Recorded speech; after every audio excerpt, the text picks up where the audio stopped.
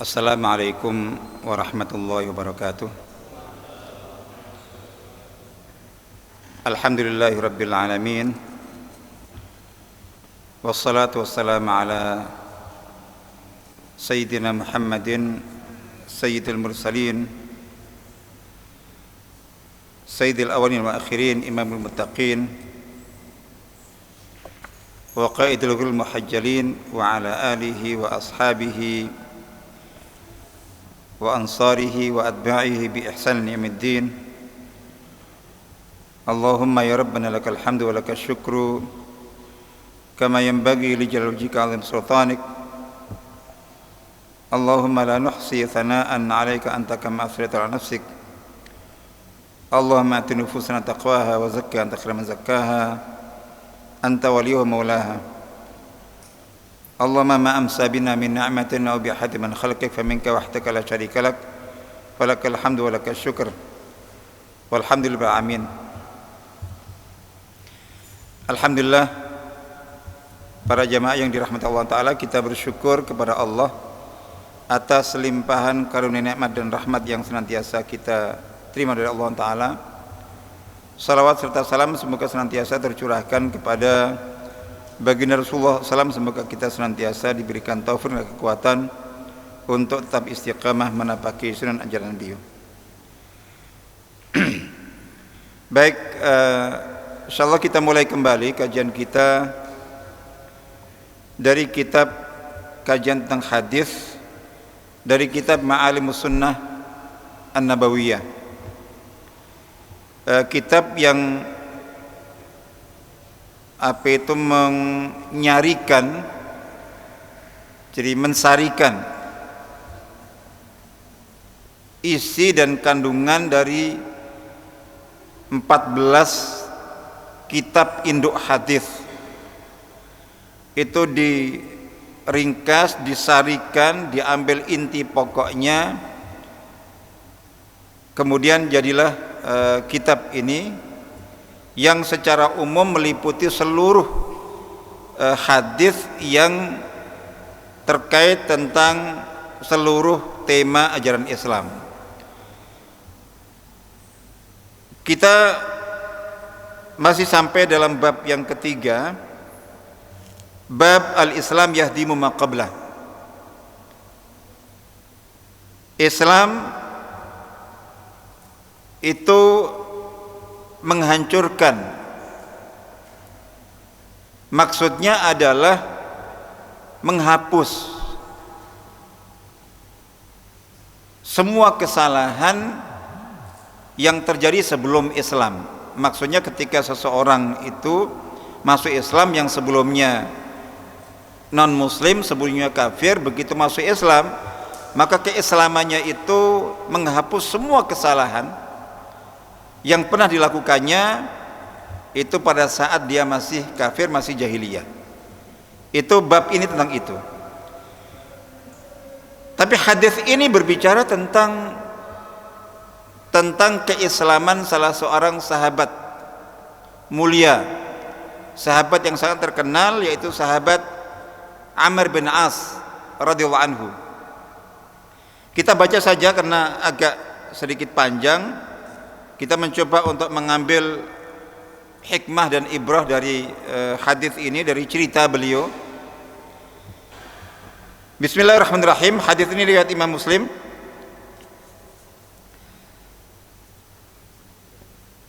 An ibni Shumasata al-Mahri,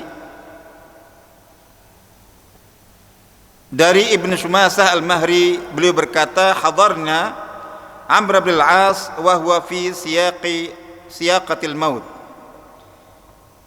Kami itu hadir, maksudnya mengunjungi Amr bin As, hadir di tempat Amr bin As pada saat beliau menjelang wafat. Fabaka tawilan wa hawwala wajhahu ilal jidar. Jadi ketika menjelang wafat itu beliau sudah merasa bahwa ajalnya segera tiba. Itu dikatakan pada saat dihadiri oleh banyak ada sahabat, ada mungkin juga tabi'in yang hadir di situ, itu beliau menangis, lama sekali nangisnya. Ini sahabat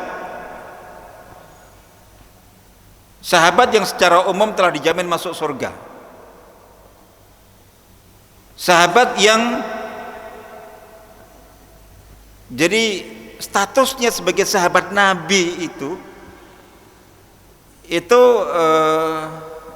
ya tadi udah tidak ada yang bisa menandingi.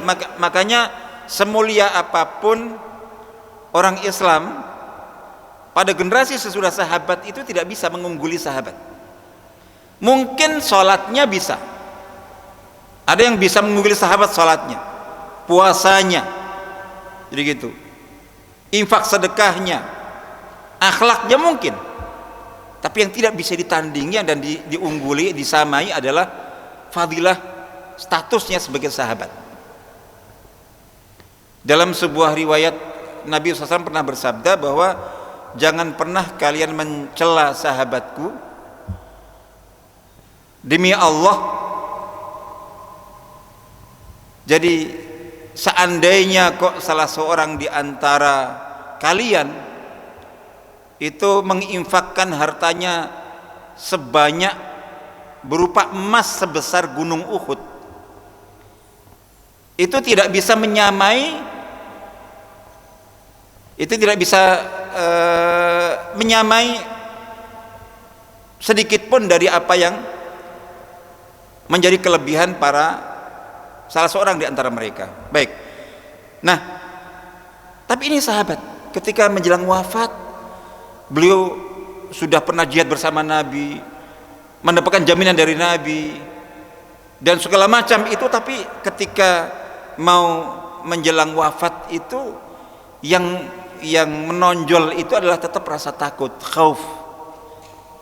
Jadi, nah ini menangis lama sekali dan memalingkan wajah beliau ke arah tembok. Jadi ibaratnya kok ke sini, di situ ada para sahabat yang juga mengitari, itu beliau malah berpaling ke arah tembok sambil menangis tadi itu. Dan ini yang sangat menonjol ya. Artinya bahwa kita memang dituntut dan harus memiliki rasa harapan, optimisme yang besar pada rahmat Allah. Jadi pada rahmat Allah, pada taufik Allah Ta'ala. Tapi di saat yang sama, rasa roja, optimisme dan harapan itu harus diimbangi dengan khauf. Jangan sampai karena merasa Masya Allah imannya mungkin dianggap spesial, amalnya sangat banyak, terus kemudian merasa aman. Jadi gitu, nanti kebablasan. Maka diimbangi dengan rasa khauf. Tetap ada kekhawatiran, Sayyidina Umar itu diriwayatkan seperti yang sama-sama kita tahu, beliau jadi orang termulia ketiga di muka bumi ini, tentu setelah Nabi ya. Kalau untuk umat ini orang termulia ketiga, Nabi Muhammad, Sayyidina Abu Bakar, Sayyidina Umar. Itu tetap perlu bertanya kepada Sayyidina Hudzaifah bin Yaman. Sayyidina Hudzaifah ini satu-satunya sahabat yang diberitahu tentang nama-nama kaum munafik. Yang lain tidak ada yang tahu, hanya Hudzaifah. Nah, Sayyidina Umar itu saking takutnya, saking khawatirnya jangan-jangan beliau termasuk di antara nama-nama itu sampai memaksa Sayyidina Hudzaifah untuk menjawab. Bukan kok tanya tentang daftarnya siapa saja, bukan. Pertanyaannya, apakah saya termasuk di antara nama-nama yang disebutkan kepadamu di antara kaum munafikin? Sayyidina Hudzaifah menjawab tidak, titik. Tidak kok, siapa lagi, siapa, enggak ada. Jadi, dan setelah itu beliau sudah tidak mau ditanya lagi tentang itu. Itu contohnya. Bahkan ada riwayat yang lainnya. Jadi ini sahabat Sayyidina Umar yang seperti itu masih tetap takut kalau terjangkiti penyakit nifak atau kemunafikan. Jadi apalagi kita. Jadi tidak ada jaminan apapun. Dalam sebuah riwayat lain itu malah pernah beliau itu mengatakan seandainya kok ada jaminan bahwa seluruh umat manusia itu masuk surga semuanya,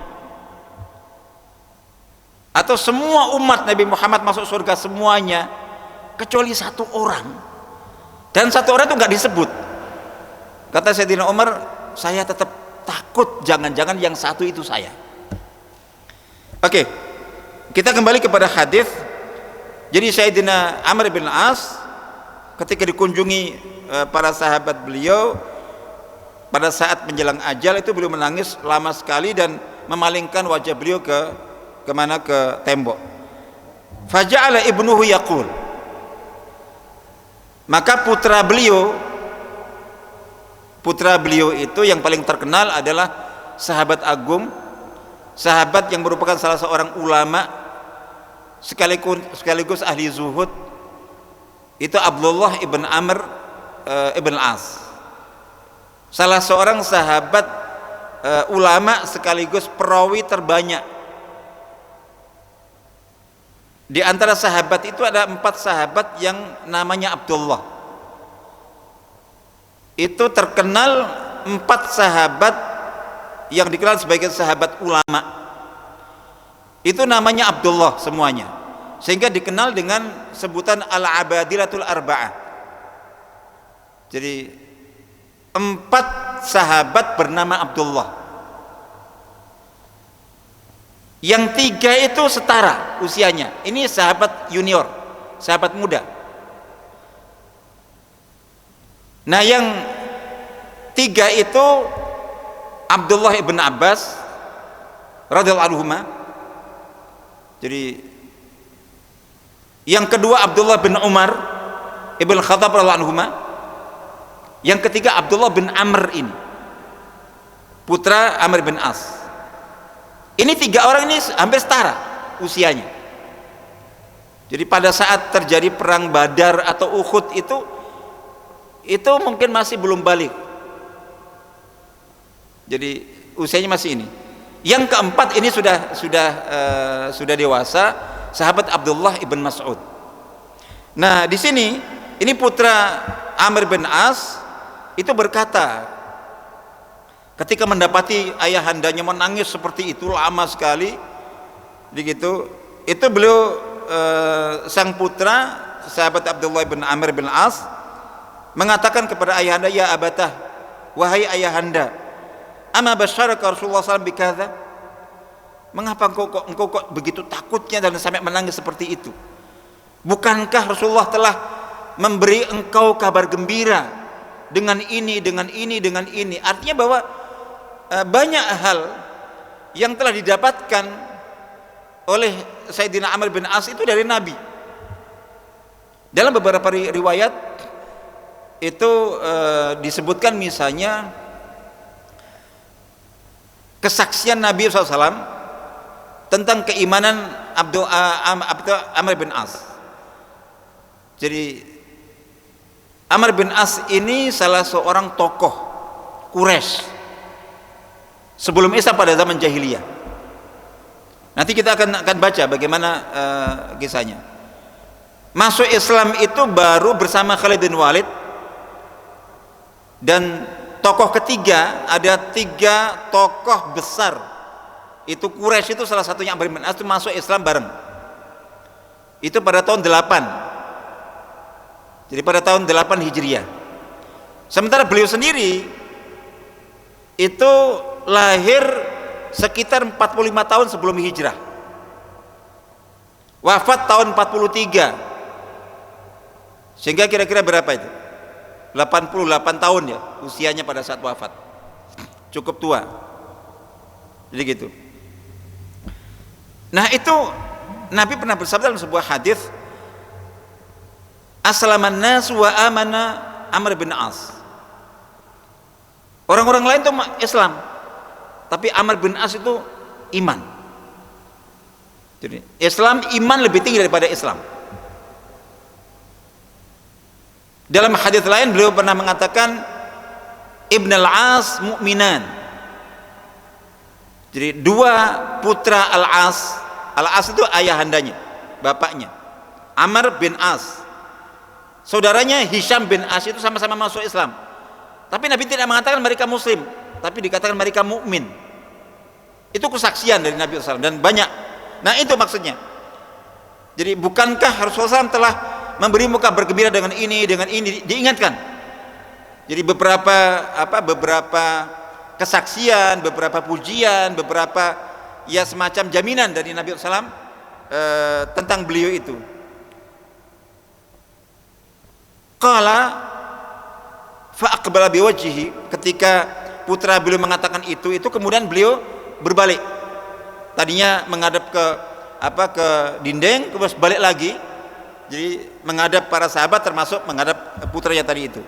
Terus kemudian beliau berkata, "Inna afdhala ma nu'iddu", sesungguhnya yang paling afdal di antara persiapan kita, persiapan yang kita persiapkan untuk menghadap Allah maksudnya, atau untuk menghadapi kematian, itu adalah syahadatu alla ilaha illallah wa anna Muhammadar Rasulullah.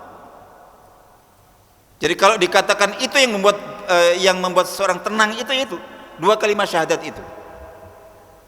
Inni qad kuntu ala atbaqin thalatha. Dalam hidupku itu aku mengalami 3 fase. Itu beliau cerita. Laqad ra'aituni wa ma ahadun ashadda bughdan li Rasulillah SAW minni. Fase pertama itu aku mendapati diriku sebagai seseorang yang paling benci kepada Nabi Muhammad SAW saat masih kafir. Sampai beliau katakan kayaknya tidak ada orang yang lebih benci kepada beliau daripada saya. Wala ahabba ilayya an akuna qad istamkantu minhu faqataltu. Pada saat itu yang aku harap-harap, yang aku sukai itu tidak ada momen yang paling aku suka dan paling aku harapkan kecuali aku bisa mendapatkan beliau Nabi Muhammad, terus aku bisa punya kesempatan dan kemampuan untuk membunuhnya. Saat itu momen yang paling aku tunggu adalah bagaimana aku bisa membunuhnya, saking bencinya itu. Terus beliau mengatakan, falau mutu ala tilkal hal lakuntu min ahlin nar. Jadi seandainya aku meninggal pada saat itu, pertama saat kafir dan saat aku begitu bencinya kepada nabi-nabi, saat aku begitu inginnya membunuh beliau, terus saat itu aku mati, itu pasti aku sudah masuk neraka, termasuk ahli neraka. Ini fase pertama. Jadi gitu. Jadi seperti ini mungkin salah satu hikmahnya seseorang ketika melewati masa-masa kelam, masa-masa buruk itu diingat, itu untuk melipat gandakan syukur. Tapi hati-hati jangan sampai membanggakan masa jahiliyah. Karena ada beberapa orang yang sudah tobat ini, tapi ketika cerita tentang masa kelamnya itu dengan penuh kebanggaan. Ini bab lain. Jadi ini belum cerita itu. Jadi itu perlu. Jadi betapa nikmat Allah, andai aku tidak diberi umur panjang meninggal saat itu, ya Allah betapa celakanya aku. Tapi alhamdulillah itu gitu. Tapi alhamdulillah ternyata Allah Ta'ala memberikan karunia kepada kita. Semua kita punya masa lalu yang berbeda-beda. Tidak mungkin ada yang tidak punya kesalahan. Nah, itu kita diingat dalam konteks tobat, dalam konteks untuk tadi melipat gandakan syukur. Nah itu tadi. Baik, itu fase pertama. Falamma ja'alallahu al-islami fi qalbi, namun ketika Allah itu menanamkan Islam di hatiku, perhatikan. Jadi orang yang tadinya kafir menjadi Islam, itu karena Allah yang menanamkan Islam dalam hatinya. Allah yang memberi karunia nikmat Islam itu. Orang yang tadinya mungkin suka kemaksiatan, setelah itu kemudian berganti suka ketaatan, itu Allah. Hidayah dari Allah Ta'ala. Maka kita perbanyak di samping ikhtiar dan upaya itu berdoa, mudah-mudahan Allah Ta'ala senantiasa memberikan hidayah kepada kita. Ketika Allah telah memberikan Islam di hatiku, ataitu Nabi SAW, aku pun datang kepada Nabi SAW, faqultu, maka aku mengatakan, ubsud yaminak fal ubaya'ka. Jadi Rasul, tolong bentangkan tangan kananmu supaya aku bisa membaiatmu. Jadi dengan kalau yang dibaiat Nabi itu masuk Islam itu laki-laki, biasanya dijabat tangannya. Kalau perempuan tanpa jabatan, hanya kata-kata. Nah itu di sini Amr bin As yang meminta ketika sudah mau masuk Islam, minta agar Nabi menjulurkan atau membentangkan tangan kanan beliau yang mulia untuk dibaiat, disalami kemudian dibaiat. Fabasata yaminah, maka Nabi pun membentangkan tangan kanan beliau. Qala faqabattu yadi. Tapi Amr bukan langsung nyalami, malah narik tangannya. Jadi gitu. Qala malaka ya Amr. Ketika beliau menarik tangannya, setelah Nabi membentangkan tangan kanan mulia beliau, itu Nabi kemudian bersabda, ada apa engkau? Jadi apa yang terjadi padamu wahai Amr? Qala qultu, maka aku pun menjawab, aradtu an ashtarit, sebelum aku membaiatmu dan masuk Islam, aku ingin memberi syarat atau meminta syarat. Qala tashtarit bimada? Nabi bersabda, kamu minta syarat apa? Jadi mau masuk Islam kau pakai syarat segala macam itu. Jadi masuk Islam, iman ya iman. Jadi ya, tapi ya kita bisa lihat bagaimana syaratnya. Kalau syaratnya itu, pernah ada sebagian yang masuk Islam itu mau memberi syarat. Jadi mau masuk Islam tapi tetap diizinkan zina. Mau masuk Islam tapi, nah kalau yang itu tentu tidak diterima. Insyaallah begitu. Baik. Nah ketika Nabi bertanya, kamu minta syarat apa? Qultu, aku menjawab, aku mengatakan an yughfarli. Syarat yang aku minta adalah bahwa aku diampunkan. Beliau sadar bahwa kesalahan beliau banyak, dosa beliau banyak. Jadi gitu. Dulu memusuhi Islam. Jadi dalam perang Badar, perang Uhud, perang Khandak itu, ya beliau merangi Nabi dan sangat ingin membunuh Nabi. Jadi di samping berbagai permusuhan yang lainnya. Nah dari situ kemudian beliau, betapa besarnya dosaku. Nah intinya sebetulnya bukan syarat, tapi beliau itu ingin tanya, kalau saya masuk Islam itu gimana dengan dosaku yang masa lalu itu?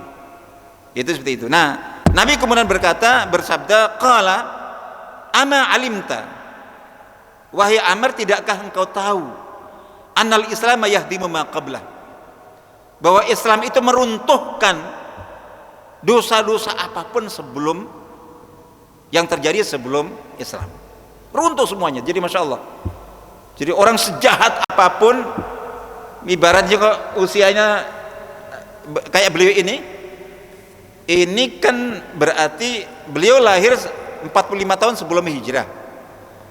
Terus ini terjadi tahun 8 hijriah, berarti kan 45 tambah 8 ya 53 ya.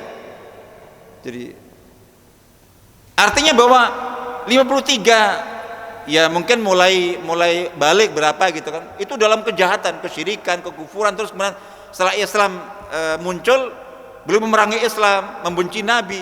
Beliau tahu sendiri bagaimana dosanya kayak apa. Nah itu Nabi mengatakan, tidakkah engkau tahu bahwa Islam itu menghapus, mungkin untuk menegaskan. Hadis lain mengatakan ya jubbu, biasanya menghapus, tapi ini tidak, menggunakan kata-kata yahdimu. Yahdim itu seperti bangunan itu diruntuhkan.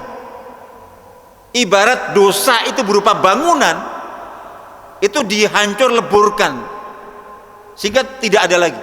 Hancur lebur, itu diruntuhkan oleh Islam. Nah gitu. Wa anal hijrata tahdimu ma qablaha. Tidakkah engkau tahu bahwa hijrah itu juga meruntuhkan semua dosa sebelum hijrah?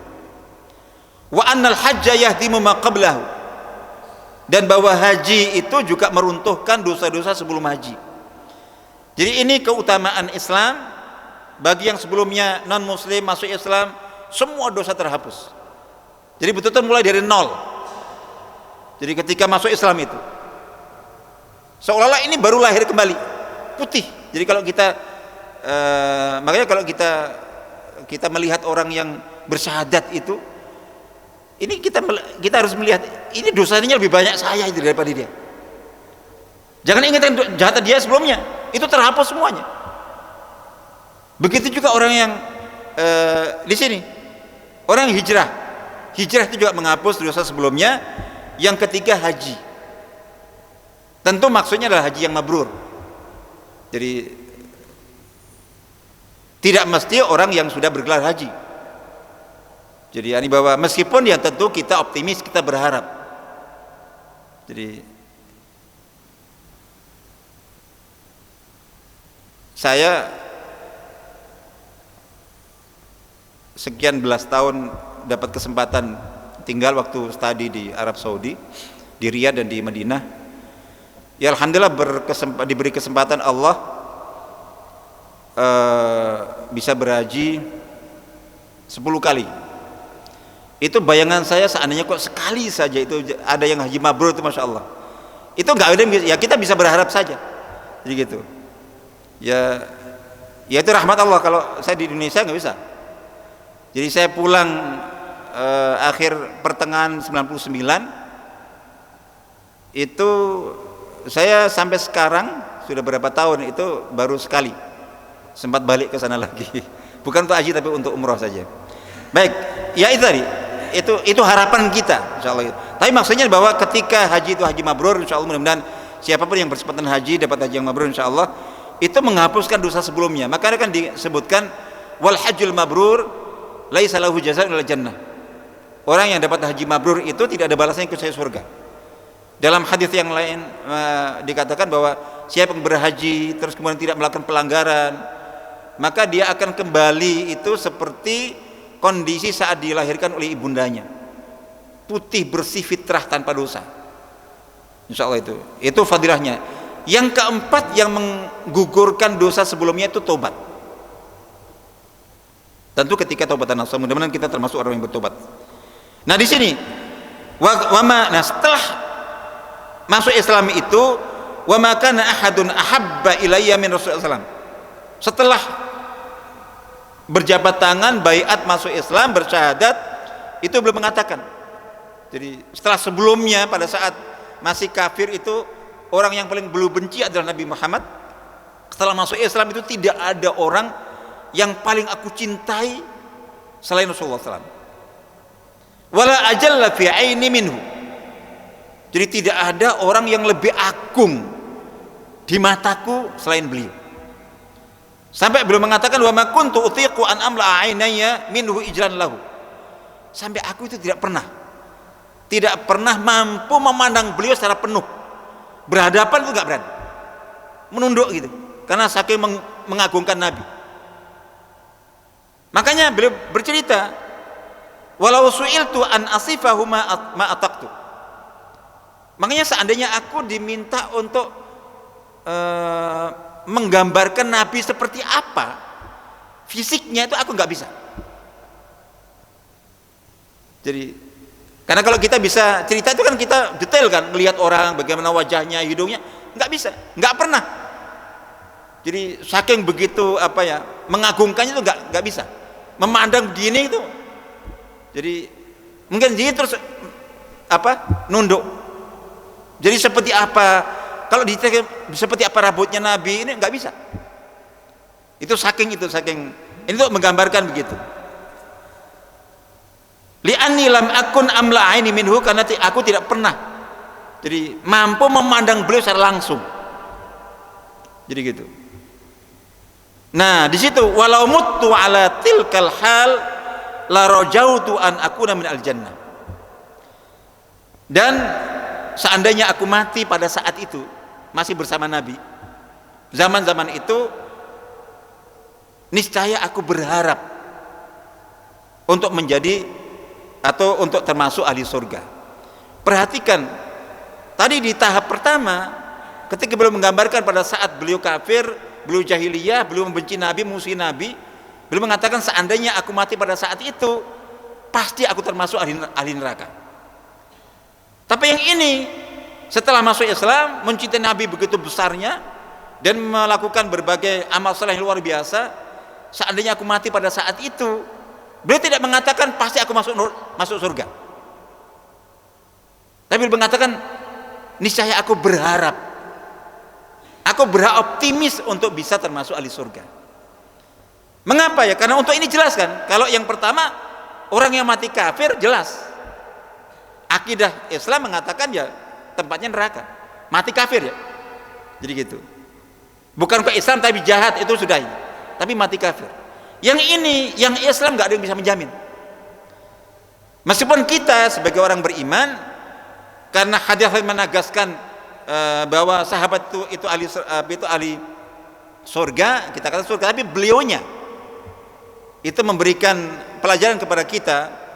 Jadi beliau yang mendapatkan sekian jaminan dari Nabi, salah satunya adalah keutamaan sebagai sahabat Nabi, tapi tetap saja tidak berarti belum merasa aman. Pelajarannya adalah apalagi seperti kita yang tidak jaminan apapun. Tapi tetap kita berhak untuk optimis, tapi di saat yang sama jangan pernah kita mengandalkan itu amal saleh kita. Jadi gitu. Kalau bukan karena rahmat Allah Ta'ala, itu kita tidak mungkin bisa selamat. Nah, itu adalah tahap kedua yang beliau ceritakan. Summa walina asya'a ma adri ma hali fiha. Ini tahap ketiga, ini beliau bercerita setelah wafatnya Nabi. Itu kemudian kami mengurus banyak hal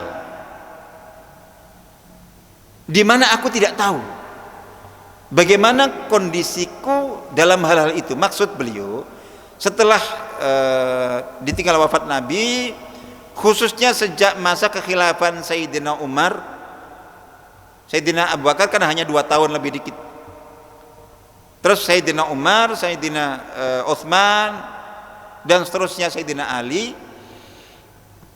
Ini kan beliau terus lalu masa kekhilafahan Bani Umayyah, itu beliau kan menjabat, beliau yang punya andil menaklukkan wilayah Syam. Beliaulah panglima yang menaklukkan Mesir, itu beliau. Dan kemudian beliau diangkat jadi gubernur Mesir pertama. Jadi zaman Sayyidina Umar sampai zaman Sayyidina Utsman, itu seperti itu, terus menjadi ini. Nah itu, dan terjadi berbagai peristiwa. Itu yang bermaksud bahwa mengalami banyak hal, ya menjadi penguasa, menjadi ini, menjadi itu. Beliau katakan ini, ya saya tidak bisa menjamin bahwa pada saat itu aku bisa benar semuanya. Sampai mengatakan saya tidak tahu kondisiku waktu itu seperti apa. Fa idza ana mittu. Nah ini berarti kan sekarang ini kondisi terakhir kan, tahapan terakhir. Nah ini wasiat beliau, jika aku mati setelah ini nanti, fala tashabni naihatun wala nar. Jadi hendaklah jangan sampai ada yang mengikutiku ke makam itu seorang perempuan yang meratap, karena meratapi orang yang meninggal itu dosa. Meratapi itu bukan menangis ya, menangis Nabi pun juga menangis, putra beliau wafat nangis, meratap beda. Jadi gitu. Baik. Fa idza dafantumuni, jika kalian memakamkanku, fasunnu alayya turab, tolong tutup itu aku dengan pasir.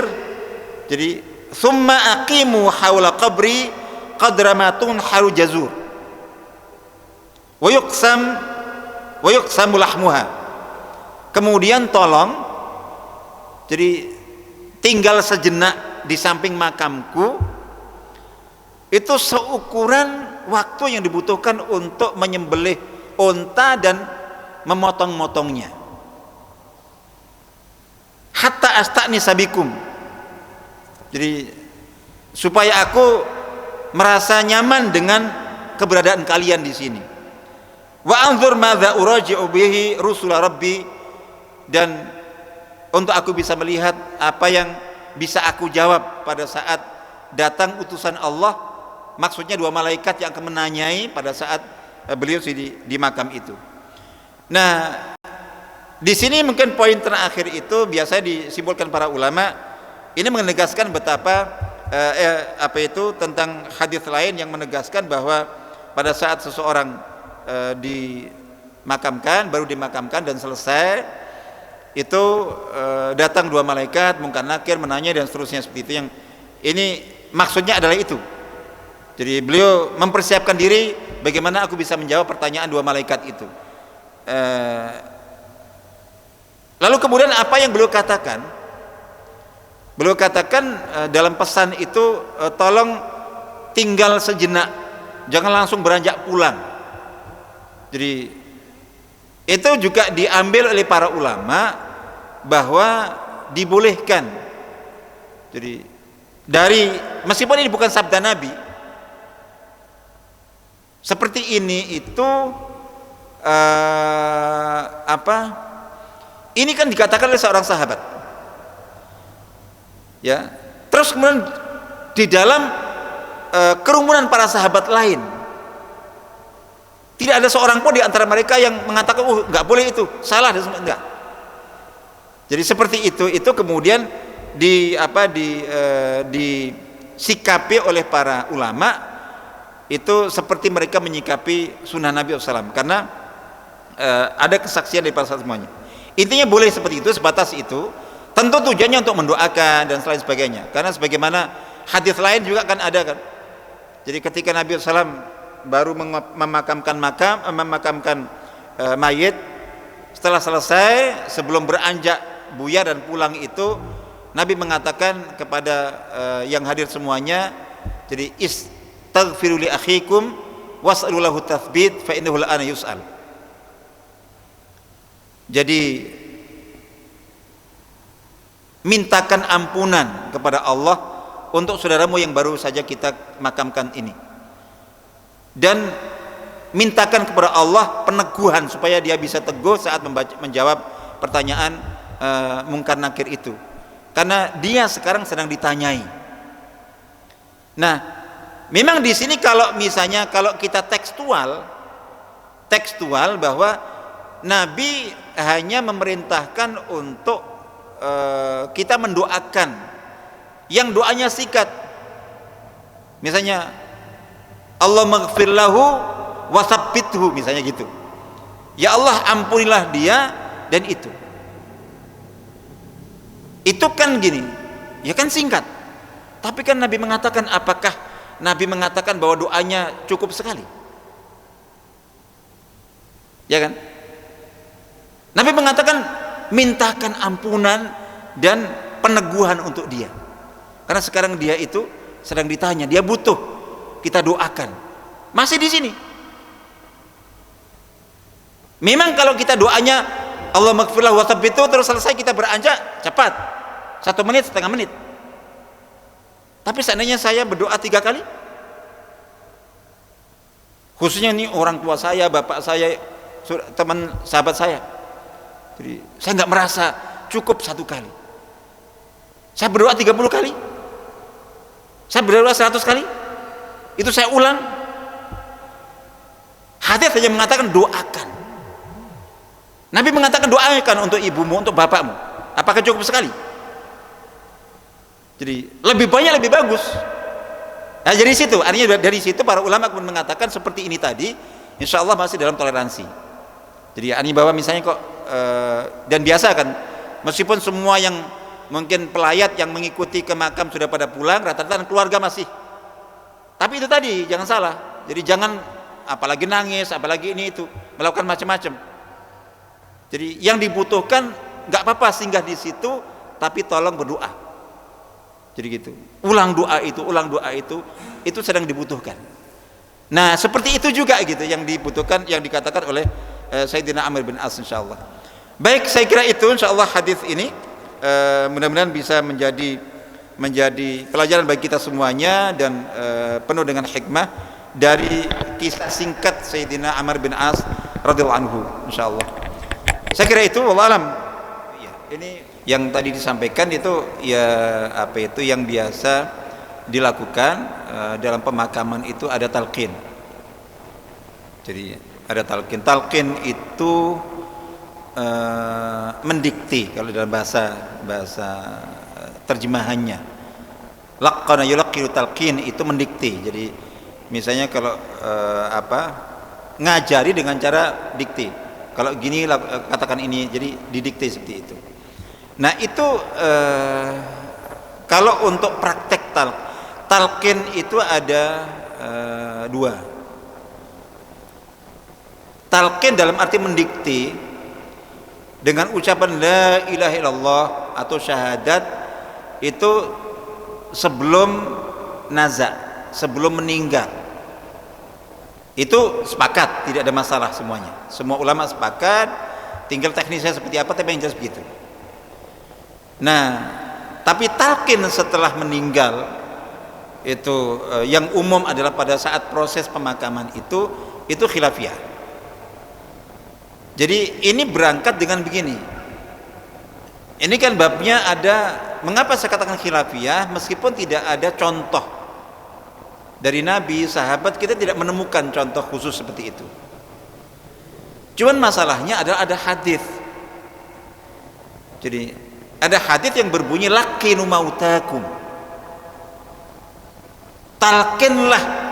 Nah, mautakum kalau kita terjemahkan tekstual, orang-orang mati di antara kalian.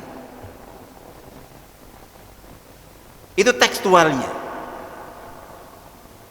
Nah, ini memang mayoritas ulama menafsirkan, memahami laqinu mautakum itu mautakum, orang-orang mati maksudnya orang yang mau mati.